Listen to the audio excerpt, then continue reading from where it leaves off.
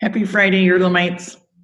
We are trying to figure out ways to keep in touch with everyone and up to date with all the many changes that are happening on campus. And we're experimenting with this format, so please let us know what you think of it. We start preparing this on Wednesday and then film Thursday morning. So if something happens after that, it won't be included this week. So don't think, oh, we don't care about that. It's just that this got filmed earlier. So because I am continuing to be nauseatingly optimistic, let's start with some good news. We are once again in the top 20 in the nation for best classroom experience, according to the Princeton Review.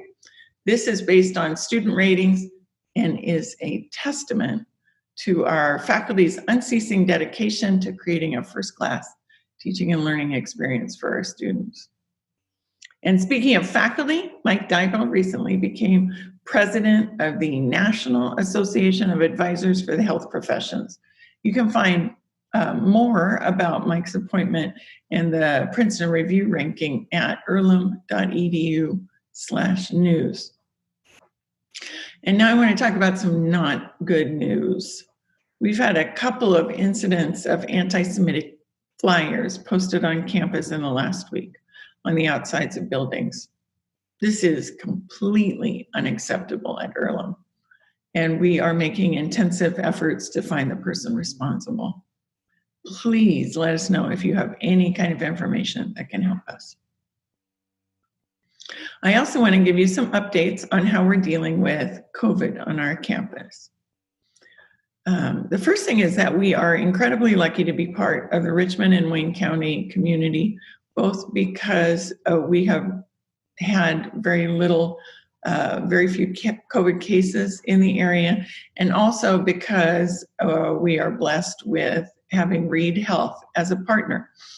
Reed Health came this week to campus, set up testing for all of our students, and then brought the test back to the lab and analyzed them all. A real heroic effort, and we are so grateful for their partnership. If you want to find out about those results, we have rolled out a new COVID dashboard on our website to help you stay up to date. That I can't remember how we linked to it, but it includes the results of both sets of testing that we've done, the current cases on campus, and remember, isolation is for those who are ill, and quarantine is for those who are close to someone ill. So it gives both of those pieces of information. I want to thank IT and particularly Brendan Post for helping us create that dashboard and keeping it up to date. Very much appreciated. I want to tell you about the formation of a contact tracing team. Because of the volume of coronavirus cases across the state, the Indiana State Department of Health has asked colleges and universities to assist them in contact tracing.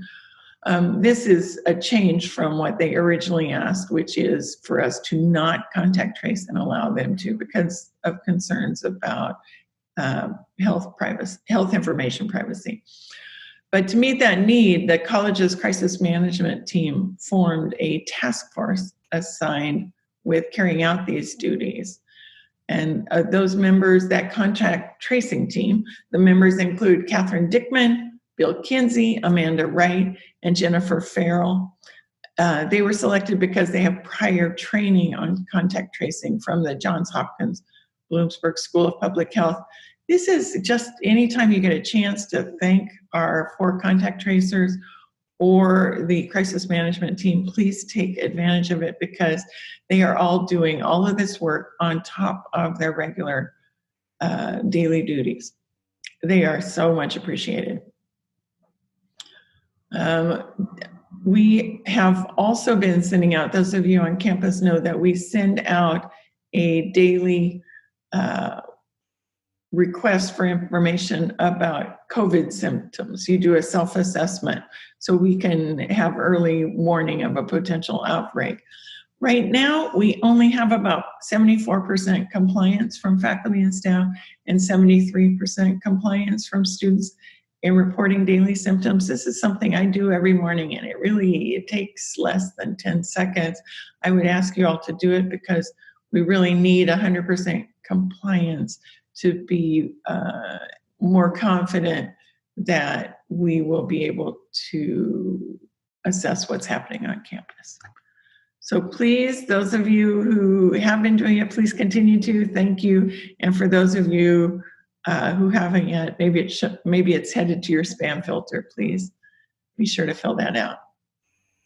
Like, here's one interesting thing. I find it kind of cool as a scientist. The city of Richmond reached out to us about doing testing on our wastewater, so on our sewer system, to identify coronavirus in the water. And our understanding is that they will be able to spot it up to a week before we find out about positive cases. So they're testing in 3 sites that have clusters of our residence halls and campus housing. So I will keep you posted about that. I think they haven't kicked that off yet, but very much appreciate that. It's supported by a grant from the state, I believe. Wabash College is also doing it. Let's see. Human Resources and Health Services are still receiving results from that second round of testing that we've just done. And those numbers, of course, are going to change because we haven't had all the results come in. But as of now, we have 3 positive cases among students. Those students, as I said, because they're ill, they are in isolation. We have 16 students in quarantine because they were identified as being in close contact with one of these ill students. So close contact, less than 6 feet for more than 15 minutes. This is why the 6-foot one is harder to do, I think, than masks, but it's considered close contact even if you have a mask on, if you're in less than 6 feet for more than 15 minutes. We also had 1 positive case from a faculty member who's been working remotely, so is not a risk to the campus, and 1 positive case from a staff member. Student Life has been added to their daily duties, delivering meals to our students in isolation and quarantine. I'm going to start doing that next week. I'm going to help out. I've asked the cabinet to also sign up for meal deliveries just so we can take some pressure off the Student Life staff. Please support Student Life and our students in any way that you can think of to care for each other during this time. And speaking of care, I just wanted to step back and say how wonderfully we're all doing in taking care of each other. When I talk with GLCA presidents or presidents of the independent colleges of Indiana, even though we started a couple of weeks sooner than almost everyone, up to a month sooner than some, we have had fewer cases than I think anyone. Everyone has been so impressed by how hard everyone's working on campus to keep us all safe. Thank you from the bottom of my heart for that. I appreciate it so much. And to give you just one example of that, and to end on a high note, I want to tell you about something that Completions Working Group has started doing. Completions Working Group is a group that whose sole focus is supporting our students so they can stay in college. And they've spearheaded a new program called Feel Good Fridays. So they're kicking off each weekend with some event just for students. And so far they've had free ice cream from CGCE and goodie bags from Student Life. So stay tuned. There will be more events for our students.